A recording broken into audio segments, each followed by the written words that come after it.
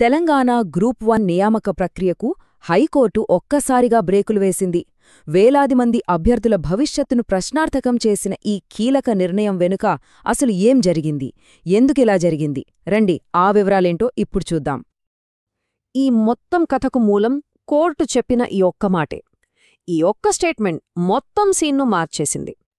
So అసలు విషయానికొస్తే Telangana high court group 1 mains general ranking లిస్ట్ను పూర్తిగా రద్దు చేసింది. ఇది వేలాది మంది అభ్యర్థుల జీవితాలతో ముడిపడి ఉన్న చాలా చాలా పెద్ద నిర్ణయం. మరి దీని ప్రభావమేంటి? చాలా సింపుల్. మొత్తం రిక్రూట్మెంట్ ప్రాసెస్ అక్కడికక్కడే ఆగిపోయింది. ఉద్యోగం వస్తుందని ఎంతో ఆశగా ఎదురుచూస్తున్న వాళ్లందరికీ ఇది నిజంగా పెద్ద షాక్ కదా.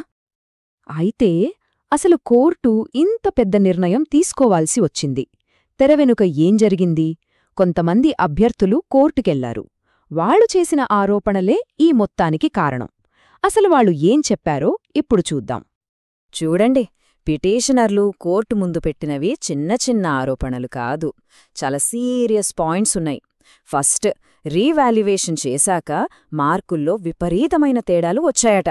తర్వాత, పేపర్లు దిద్దేవాళ్లను సరిగ్గా కేటాయించలేదన్నారు.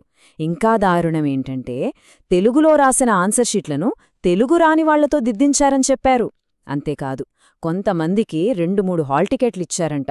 కొన్ని ఎగ్జామ్ సెంటర్లలో కూడా తేడాలు జరిగాయని కోర్టుకు వివరించారు. ఈ ఆరోపణలన్నీ విన్న తరువాత హైకోర్టు టీజీపీఎస్సీకి, అంటే మన తెలంగాణ స్టేట్ పబ్లిక్ సర్వీస్ కమిషన్కి చాలా క్లియర్గా కొన్ని ఆదేశాలిచ్చింది. ఈ సమస్యను పరిష్కరించడానికి కోర్టు టీజీపీఎస్సీకి 2 దారులు చూపించింది. ఆప్షన్ 1, పారదర్శకత కోసం, న్యాయం జరగడం కోసం రాసిన ప్రతి ఒక్కరి ఆన్సర్ షీట్ను మళ్లీ కరెక్ట్ చేయండి. ఒకవేళ అది సాధ్యం కాదనుకుంటే ఇక రెండో ఆప్షన్, మొత్తం మెయిన్స్ ఎగ్జామ్నే మళ్లీ పెట్టండి. ఇప్పుడు బాల్ టీజీపీఎస్సీ కోర్టులో ఉంది. ఈ రెండింటిలో ఏది ఎంచుకుంటారో వాళ్లే చెప్పాలి. ఈ చట్టపరమైన విషయాలన్నీ పక్కన పెడితే అసలు దీనివల్ల ఎఫెక్ట్ అవుతున్నది ఎవరు? అభ్యర్థులు. వాళ్ల పరిస్థితేంటిప్పుడు? దాని ప్రభావం ఎలా ఉందో ఒక్కసారి చూద్దాం. ఒక్కసారి ఆలోచించండి. ప్రిలిమ్స్ పాసయ్యారో, మెయిన్స్ పాసయ్యారు, ఇక ఉద్యోగమే తరువాయి అనుకుంటున్న టైంలో వేలాది మంది అభ్యర్థుల భవిష్యత్తు అగమ్యగోచరంగా మారిపోయింది. వాళ్లు పడిన కష్టం, వాళ్ల సమయం అన్నీ ఇప్పుడు ప్రశ్నార్థకంగా తయారయ్యాయి. కోర్టు తన ఆర్డర్లో చాలా స్ట్రిక్ట్గా ఒక విషయం చెప్పింది. రీవాల్యుయేషన్ కానీ, కొత్త పరీక్ష కానీ, ఈ ప్రాసెస్ మొత్తం పూర్తయ్యేదాకా ఒక్క అపాయింట్మెంట్ లెటర్ కూడా ఇవ్వడానికి వీల్లేదు అని చెప్పేసింది. అంటే ఇకంతా ఆగిపోయినట్టే. సరే, జరిగింది జరిగిపోయింది. మరిప్పుడు ముందుకెలా? నెక్స్ట్ ఏం జరగబోతోంది? దాని గురించి ఆలోచిద్దాం. ఇప్పుడు టీపీఎస్సీ ముందున్న అతి పెద్ద సవాల్ ఇదే.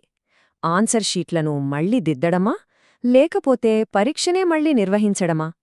ఏది సరైన మార్గం? దీనిపై ఒక స్పష్టత ఇవ్వాల్సిన పూర్తి బాధ్యత ఇప్పుడు టీజీపీఎస్సీ మీదే ఉంది. వాళ్లు ఏం చేయబోతున్నారో వీలైనంత త్వరగా ప్రకటించాలి.